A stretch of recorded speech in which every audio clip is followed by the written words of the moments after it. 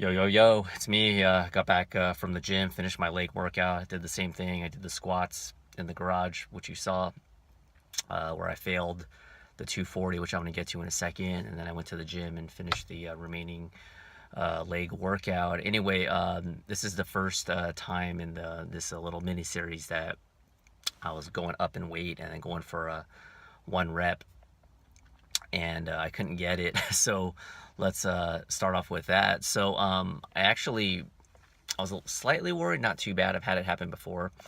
I wasn't prepared. Like, I don't know if I was just too cocky. I wouldn't say cocky, but I was confident that I could get the 240 up and I wouldn't have to worry about dropping the weight. It was always in the back of my mind. That's why I bought those padded mats, gym floor mats that you saw. But anyway, my right wrist a little bit, I was holding it and then I had to just drop it. And then I felt my wrist hurt a little bit. But I've had that happen before when I bench press sometimes too, my wrist. And it tends to just go away like almost instantaneously. But that doesn't mean I shouldn't be careful, because it already feels better now. So I need to be very, very careful, especially with injuries.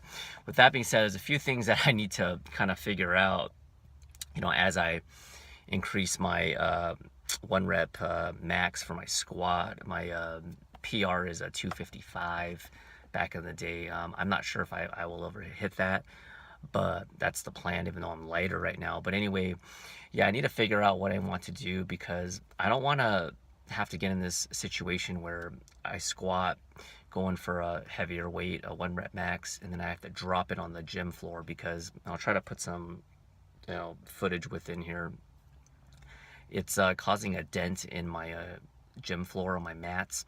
And in hindsight, I should have maybe bought the extra thick pads, but I didn't. I bought the thinner ones, and the thick pads, I could have just bought those. So I'm not sure. There's a few options that I can do. I can replace the thin pads, but I already paid money for them. I think you get like 6 little squares, and they're like puzzles. You get like 6 in a pack for like 20 or $25, so it adds up. So I could change it to the thicker mats. That's one option.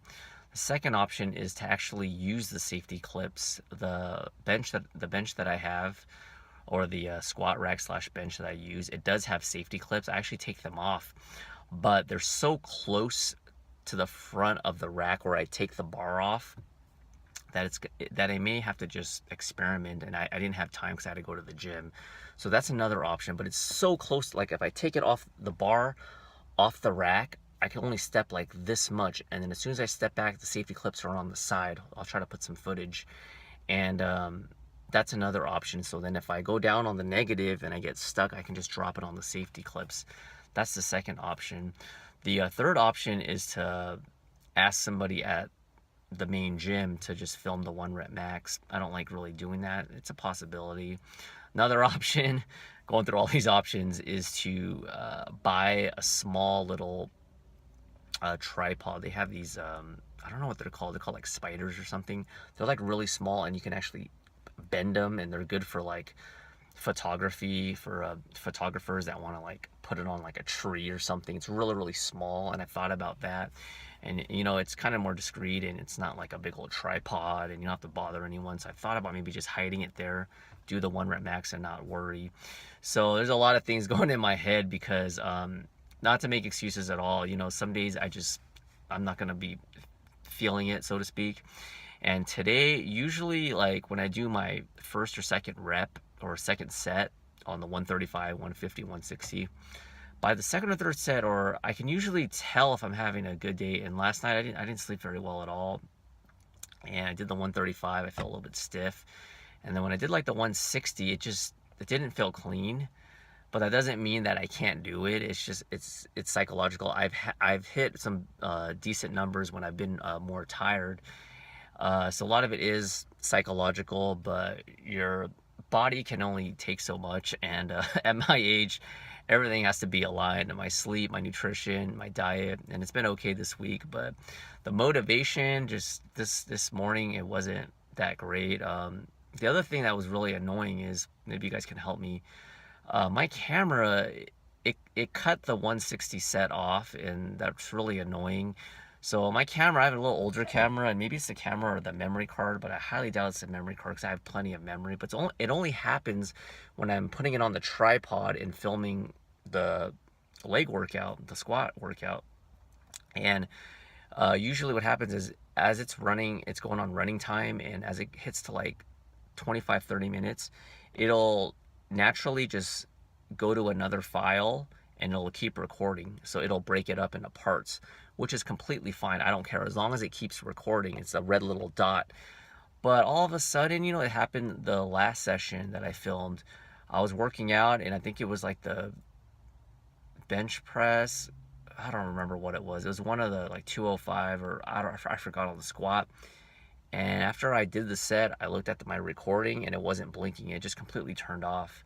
So now it's like it can only go a certain amount of minutes and then it'll turn off. So what I'm having to do is I gotta do like a set or two, and then I'll double check the camera, make sure it's still blinking. And then sometimes I'll stop that file and then I'll start a fresh file and then record again just to make sure that it records. So that kind of threw me off. I was getting really annoyed because I did the 160. I was trying to get in the zone, and then the stupid camera's messing up, and then like I was running behind, and then the stupid tripod, I usually set it up the day before, so I was like really rushed. So you know, that's it. Moving forward, I gotta figure this out. What am I gonna do? What I'm doing right now with dropping it on the floor, it's not what I want to do. Also, it it scared my wife. My poor wife's, you know, trying to sleep, and I'm slamming a freaking 240 pounds on a gym floor. You could still hear it and slammed, and I heard her on the upstairs, "Are you okay?" And then I was like, "Yeah, I'm fine," because, you know, you hear a big slam. So it's just really distracting, and I want her to be able to sleep in. So anyway, that's my little rant. I'll get it figured out moving forward. I may have mentioned this in the past. I can't remember, not to be repetitive, but as I get and heavier in weight, it's not like every week I'm going to be able to just put up 5 more pounds, 240, 245, 250. It doesn't work that way, not for me. Once I'm getting close to that max, that's when it gets really tough. It's psychological. Like I said, everything has to be on point, and I'm not gonna put too much pressure on myself. But yeah, I'll be honest, I was slightly disappointed. I felt like I could hit the 240, and doing it alone at 6:30 in the morning kind of sucks. The motivation, you know, I'm only human. But hopefully next week, and I'm not gonna put pressure on myself, but if I'm doing my warm-up sets and I don't feel like I'm gonna hit it, it's not like I won't try, but if I'm really worn out and tired, I probably won't attempt it. So the series will continue. I'm not sure if every week I'm gonna be able to hit that 5 pounds and keep going, but even if I don't, and I have some valuable what are you talking about? Valuable insight to give you guys and gals, then I will film it. So that's my time. I'm gonna try to recuperate. Take this one on the chin. Couldn't get it up, man. I went down and I was like, uh-oh, here we go. I'm gonna have to let this go. It's like, boom, slam. So that's it. Wish me luck. But hey, I'm doing good. You know, I'm like, actually my scale, one last thing, my weight scale kind of broke too. So I don't know exactly how much I weigh, but I'm definitely probably like no more than 135 pounds, and I'm squatting over 100 pounds of my weight, which like in a powerlifting meet, you wouldn't even be able to register that. You wouldn't be allowed in the door, but I'm not a powerlifter.